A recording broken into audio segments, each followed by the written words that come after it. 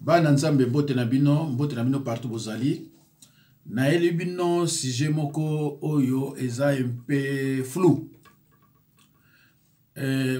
Ba jeune fiancé ba uti ko benga na bango na église na pasteur parce que moi sina mobali basanganaki. Alors pasteur a bengani bango. Alobi bozana droit ya continuer l'église hotel.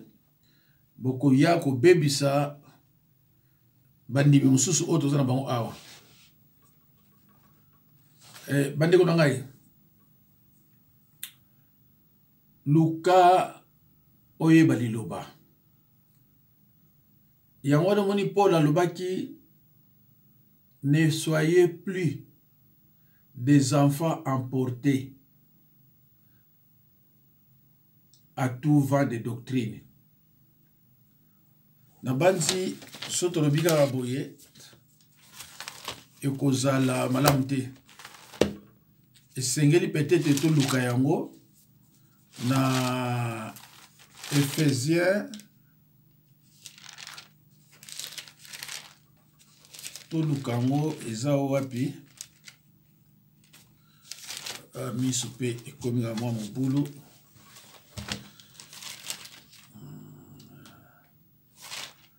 Vraiment, tout le monde Ephésiens 6, Ephésiens 6, Ephésiens 4, Ephésiens 4,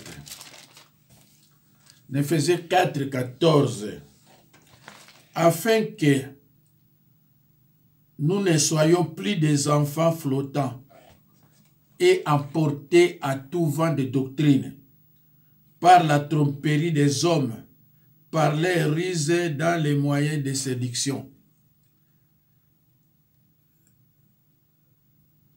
Ne soyons plus des enfants flottants et emportés à tout vent de doctrine. Ndeko, soki yo oko yeba liloba te, ekozala na yo pasi bandeko na ngai po o identifier oyo aza mosali na Nzambe to oyo azali mosali na Nzambe te. Ezana basala Nzambe ebele bakendaka epa ya basala Nzambe o bayebi eloko te.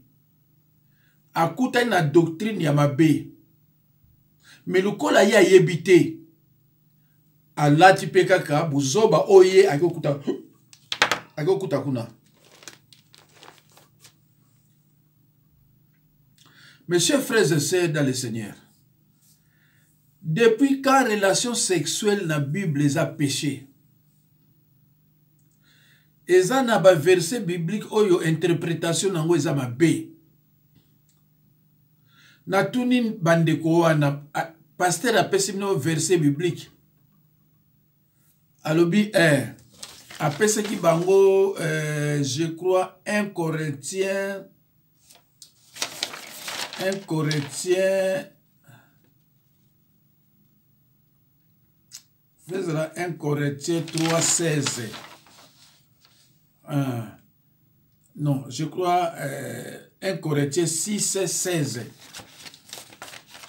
To luka nongo poto za la peta sur 1 Corinthiens, je crois 3,16, mais awa to lobi na 6,16.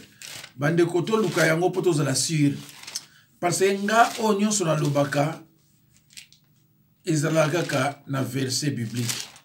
Naninga kozwe loko moko te oyo nazokoka ko expliquer yango te. Alors 1 Corinthiens 6, voilà yango 1 Corinthiens 6:16 elobi. Ne savez-vous pas que vos corps sont des membres de Christ? Prendrai-je donc les membres de Christ pour en faire les membres d'une prostituée? 16, loin de là.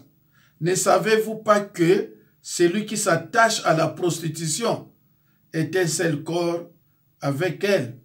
Car est-il dit, les deux deviendront une seule chair.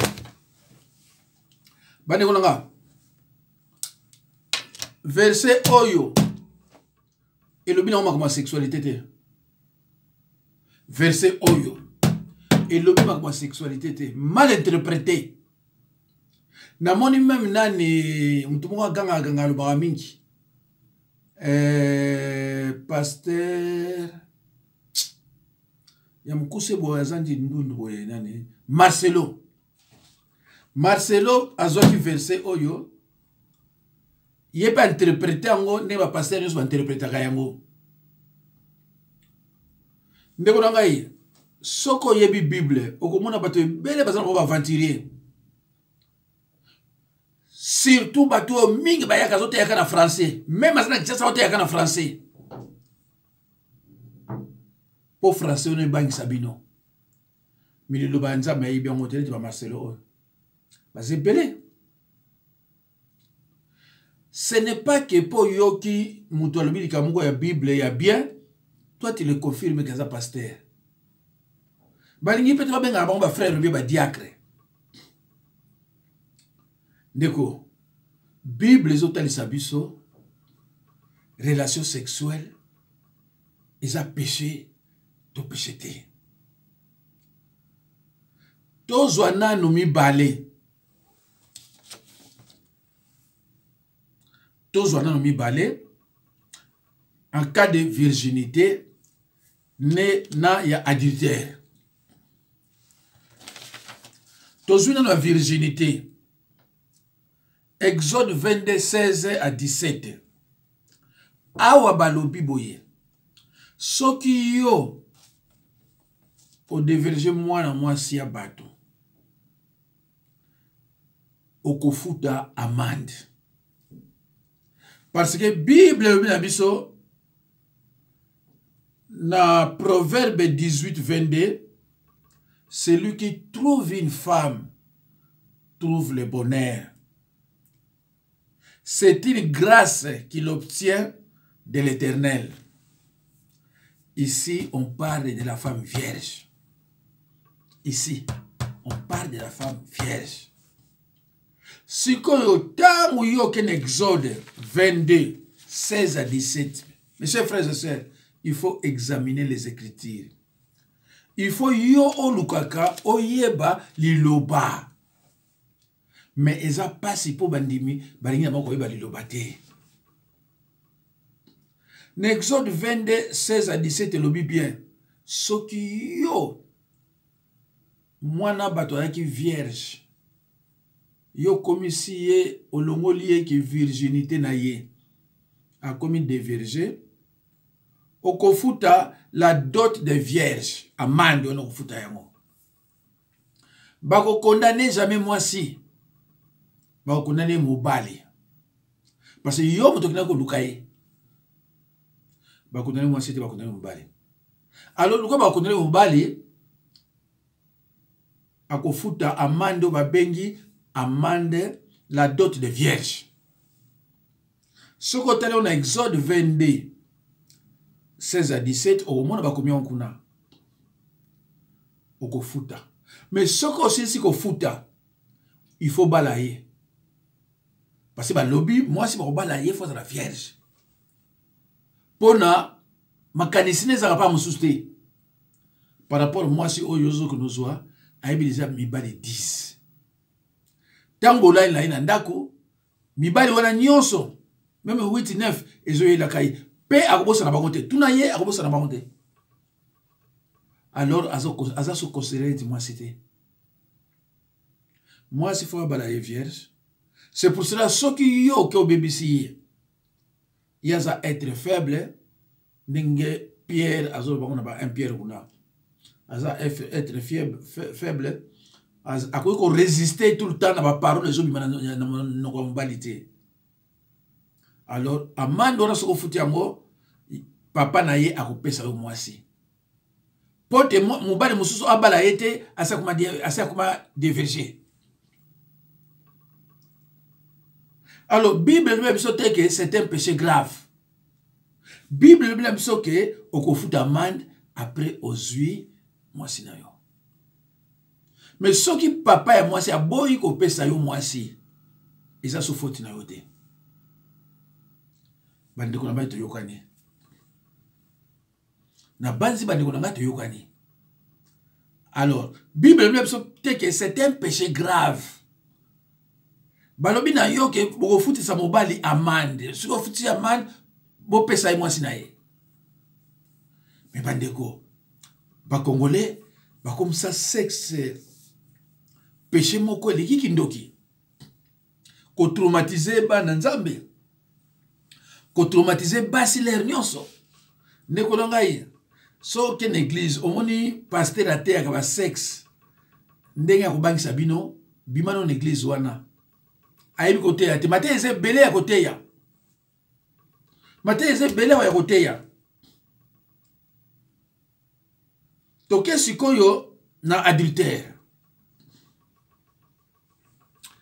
Na Proverbe 6 27 à 28. Tout bas dans la 27. Yoga Bible ndenge lobi. Quelqu'un mettra-t-il du feu dans son sein sans que ses vêtements s'enflamment? Quelqu'un marchera-t-il sur des charbons ardents sans que ses pieds soient brûlés? Il en est de même pour celui qui va vers la femme de son prochain. Quiconque la touche ne restera pas impuni. Na pesi biloko ba verset mibale wana. Ponga na pesi ba verset. Bomoni ba sexualité pas ses péché. Ndenge mwana oyo ezana ba na 1 Corinthiens 5:5, B2 Corinthiens 5:5. Mwana oyo akendaki ko sangana na mwasi ya papa na ye. Oyo Paul alobaki, il faut pas livrer na Satan. Impudicité.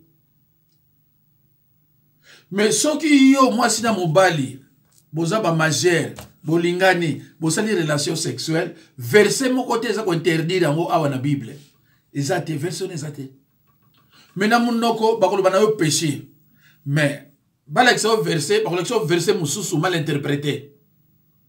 Fallait le bakolakisa yo. Yano moni lelo basi bavanda awa na poto ou bien hier ou ka 10 ans pourquoi ba bala été à sakana pe na mbalité pour ba ibise ki soka meki a okene na li felo. Moi j'ai une dame à 65 ans tunenga papa menga azana copain moko awa ndenge ni na tunye obala otenga biya il y a pas de problème. Le problème c'est la Bible hein? C'est la Bible, c'est pas moi, c'est la Bible. Si yo ngo condamner ba verset biblique condamner ngate. Voilà. Alors, na tuna ki ba jeune fiancé wana. Na lobi, bola randa ko mo babi moi si na yo aza vierge ote. Même si vous êtes vierge, si vous avez déjà nda ko moko, ce n'est pas un problème. Il faut pas expliquer bino péché lingo lo banini. Transgression de la loi. Et bino vous transgressez quoi? Nzambe asalaki mwasi na mobali pour des rapports sexuels. Asalaki mwasi na mobali pour le gamme soutien. Alors, tout ce qui est toujours dans le verset biblique. Tout le cas, verset Moussousou.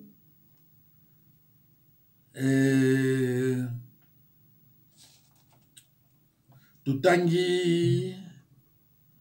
Alors, dans Acte 17:11. Bible za koloba, il faut yo examiner ba écriture. Lingaka oyeba ba écriture. Bible bien dans Matthieu 7 24 à 27, Luca oyeba ba écriture. Au monde ba tibeli ba farceur. Maman moko loba ina ngai yaza na problème ya libala parce que alandaki un certain sataniste ifonge alobi na bango ke na vandaki 5 ans na relation na moi si de poto balarate. Na tuni maman na verset biblique après ça qui yo. Après si bango verset biblique 1 Corinthiens 6:16 mal interprété. Mal interprété. Ephésiens 6:16 15 à 16 je crois. Non 1 Corinthiens 6 tout le temps on se quoi. 1 Corinthiens 6:16 na base 15-16 ou bien 16-17. verset wana elobeli makambo ya sexualité te. Ezolobela ba idolâtrie.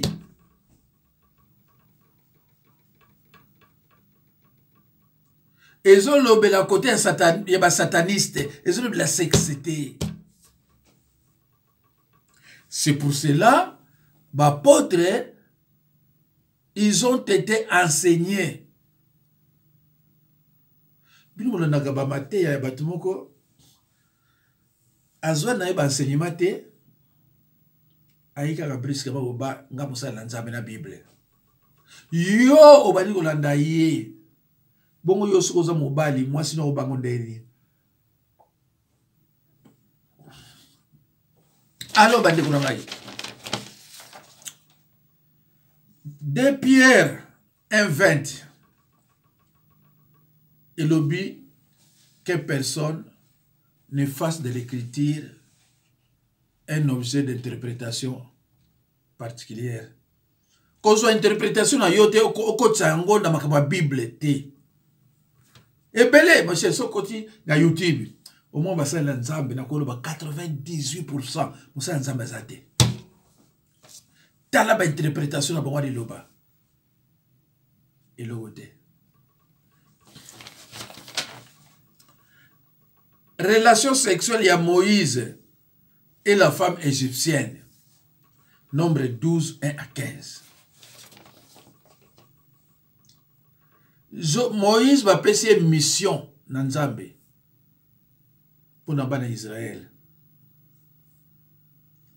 Mais à combien d'années Nzambe a passé pour ça à moi aussi. Parce que Azara déjà au bala.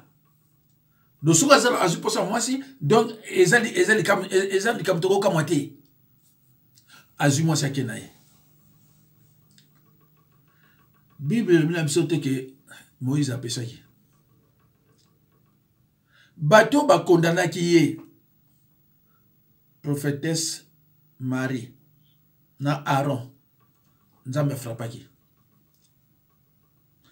Parce que nous verset biblique, nous avons un verset biblique. Pour vous dire que pasteur Oyo a bengani ba fiancé wana azani musala nzambe te parce que ayebi na yete et surtout bande konanga bokeba kana ba pasteur Oyo soki yo ken église azako ganga neti ba Marcelo ne ba ganga ka baza basala nzambe te azako ganga po influencer bino amusala nzambe te musala nzambe ko prêcher yo malembe na ba verset biblique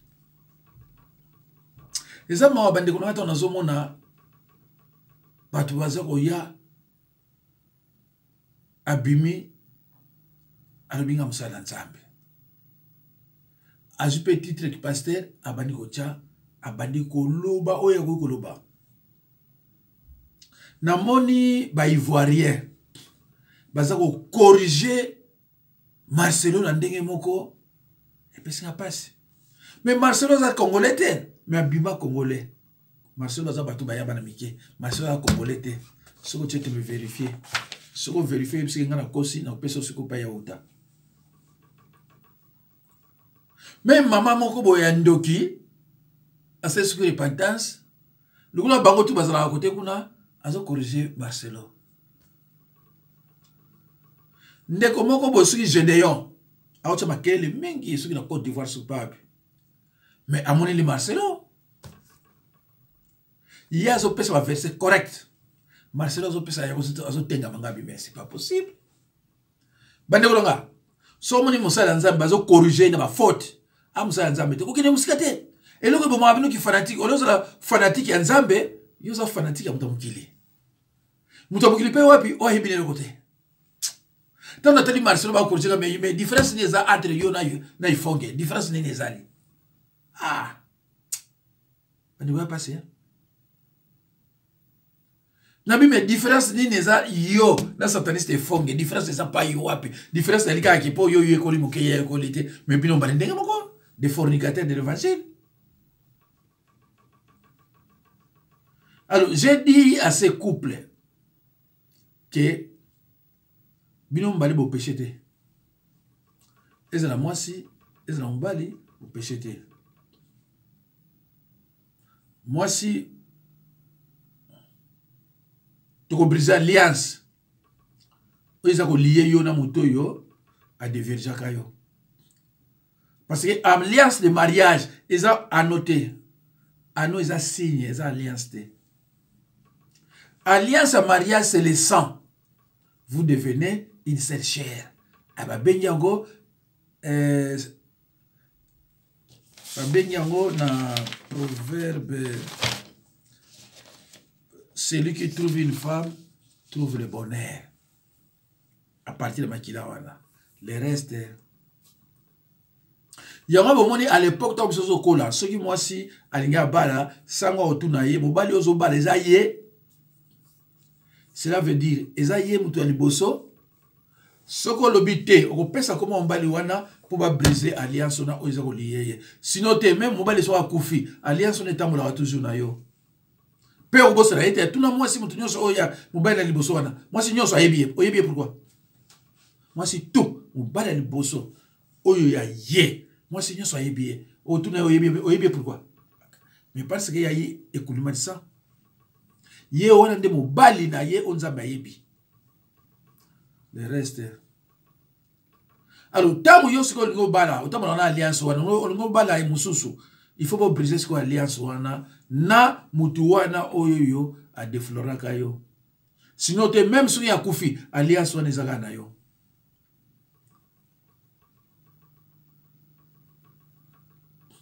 Eza mawa bandeko. Alors biloko ngana solo bana yo, pasteur on a yebina moté. Pona ye azeti nani oyo ce qui voici l'homme. Voici l'homme aussi, c'est pareil. Voici l'homme à l'homme, ceux qui moi osa déjà défloré koyate awa pona to balisa yo. Comme si le mariage religieux est biblique. Alors que le mariage religieux est biblique. Alors, ceux qui ont moi si, c'est va déflorer yo. Aux a droit ya ko lata surtout robe à pembete au kende na mariage. T'as la pas au kende ce qu'on a péché à moi. Ceux qui va déflorer yo, va déverger yo. Aux a droit ya ko lata robe à pembete. Robe à pembete ça signe à pireté qui n'a pas mon pimba. Olati nazali pembe ya ba pesa o wana ezate neti na mona mwasi moko ayiko bala na verkis ba ngom balé bazana plus de 60 ans mwasi la tiro ba pembe na moni mwasi kamere suka mida awuti na mabala so combien et puis anati le ba pembe. Pourquoi? Parce que bazoka ba mateya ya solo te neti obino bozolanda siko ba ibina ba monte tala ba as ba ibina ba monte. Donc, yo mtozo landanga soki ndeko na yo to mwasi na walingo bala ye. Soka sa yeba mubali na ye Thomas, yo Pierre, mtozo bala ye. Kula tsero ba pembe, mtozo la tsero ba pembe pourquoi? Ozo la tsero ba pembe pour rien. Asa to la moté. Roba pembe na poki na ngwa. Asa to ngaite, c'est la Bible. Yamona ba Bible zo ba ke ko interpréter ma parole ndenge ya yote. Nina oka sataniste fonga lo bana ba tuke. Celui qui trouve une femme trouve le bonheur. Au monde, il y a biblique. Aïbila été que on parle de la femme vierge. Ce qu'on dit dans votre époque, exode, on appelle ce bino. Alors, bino est belé. Tant que vous avez une vérité, ah, yo ligaka yete. Congolais comme zoba, il y a un baronde ba moni la biso. Tina politique tama ko nzambe. Soko zo lobela bango zo lakisa bango ba applice. Congolais lingi wana terre. Mais promotion na biso ki ne mona terre. Promotion na biso ce n'est pas n'importe qui a zo Bible enseigner biso. Mais bino mutu moko utine ko lia batu na monde de ténèbres sataniste. Aye abani ko sala abani ko loba comme ya sala ki témoignage terre. Parce que témoignage c'est ça après confession et repentance, c'est-à-dire après délivrance, témoignage. Mais yo na ba démon na onyoso o na Bible mais la témoignage kinga na zaka boye ale lobby bazoba ba bengi yo les insensés ba bengi mosala nzambe. Mais asepeli parce que yo za insensé o yebele ko côté Bible zo ba biso il y a deux catégories d'hommes. deux groupes de gens. Les hommes sages et les insensés. Tant qu'on a Matthieu 7, 24, 27, Matthieu 7, 24, 27, c'est clair. Les insensés, ils ont battu Matthieu Mangongi, Oyo, ils ont expliqué la vérité, ils ont contredire la vérité. Mais aïe bien le côté, mais ils ont la vérité, ils ont expliqué.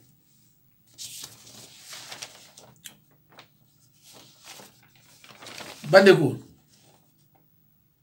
Bible, 1 Corinthiens 10, 23. Tout est permis, dit la Bible. Mais tout n'est pas utile. Alors, relation sexuelle, est-ce inutile? Relation sexuelle, est-ce inutile? Mes chers frères et sœurs,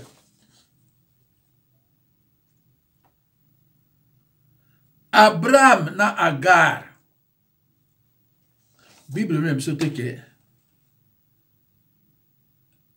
Agar, relation sexuelle, on est qui péché. Nulle part dans la Bible, Abraham na Agar. Babouti Ismaël. Nulle part Bible lobby que relation sexuelle et Abraham na Agar est qui péché. Nulle part.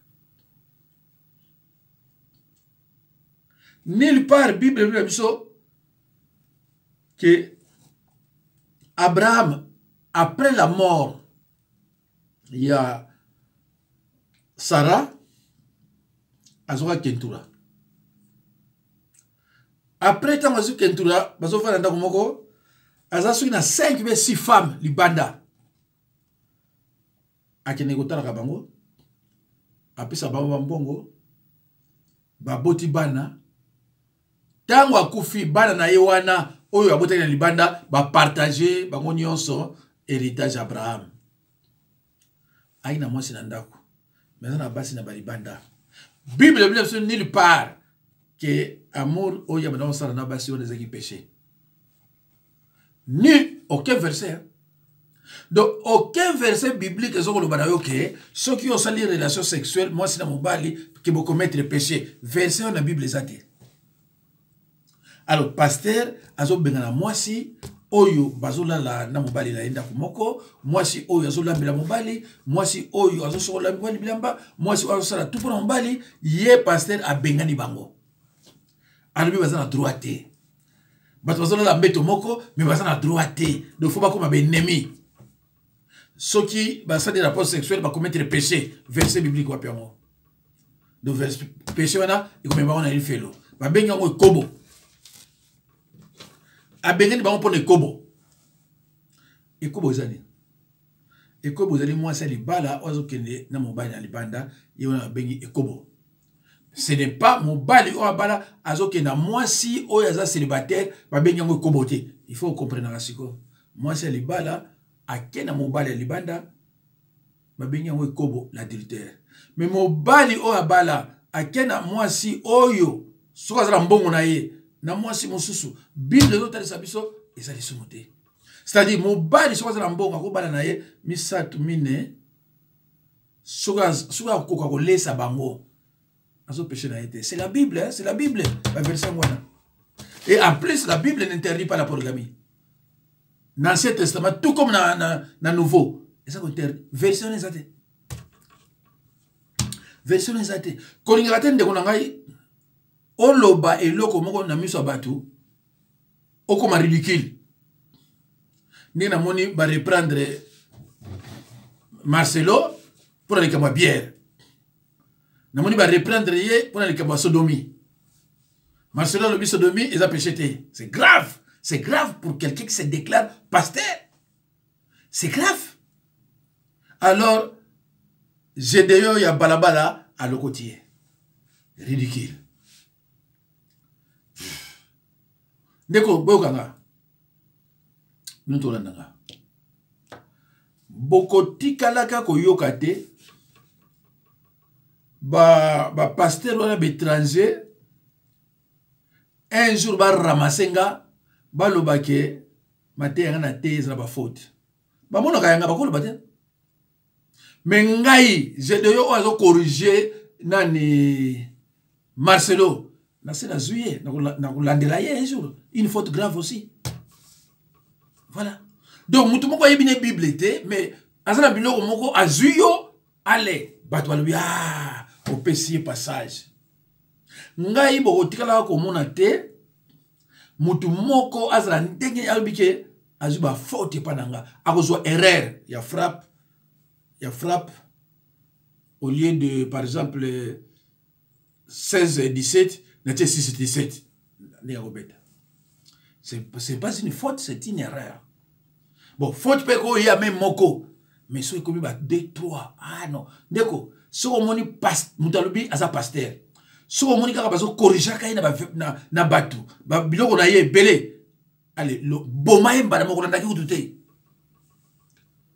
N'a la tchaka yanga yé. Bilo sommes là, m'touka yé, on a bado corriger. Oh, t'es, ça faut t'es. Et c'est bilo sommes là. Jamais boko yoka prophétesse abima alobake nzambe alakisi ye ke ngaza musala nzambe lukuta e otela wala te amwe kaza na muluba ayepo na lukuta jamais e pana boto mona oh prophétesse alobi pasteur Jaidi na banza aza lukuta aza satan na banda kala na yaka na mo loba muluba basali ba complot po baloba po nanga mais jamais oyo asambelaka oyo abangaka nzambe ayako lobaki o ngai naza ah non il est ça matin parce que nous avons servi nzambe avec droiture naza mutu nakosa likambo yo monango péché mais pas nzambe za péché te alors bandeko to qu'est-ce qu'on a Gédéon a 70 fils Juge 8, 30 et 31. Nazuka ndambo wana. Juge 8, 30 et 31. Gédéon avait combien? 70, 70 fils. Abote on a basiboni. Abote on a basiboni. Nulle part, balbi que Gédéon a péché. Nulle part. Na terre qui bidon de Rema awa, Jephthé. L'enfant d'une prostituée chassé par ses frères. Mais nous n'avons pas mbolaye. Nulle part, dans le passage, wana, ba condamné qui m'a banaye. Bien qu'il était prostitué. Donc, la Bible parle de la prostitution spirituelle. Oyo bino bozo zwango na prostitution mutu. Ya mutu pe zali, mais ba parla ngo mingi na idolâtrie. Si vous avez un cours biblique, vous ne comprenez rien. Alors, vous allez interpréter ce que vous avez dit. Mamie. Quand nous sommes dans la bâtonnette, Marcelo n'a pas eu de semaine ou semaine au Bana. N'a pas eu quand même pour nous faire comprendre Batouké. Ah, vous avez dit que vous avez ventilé mon sous. Vous avez dit que vous avez dit que vous avez Congolais. Vous avez Ivoirien, vous avez corrigé.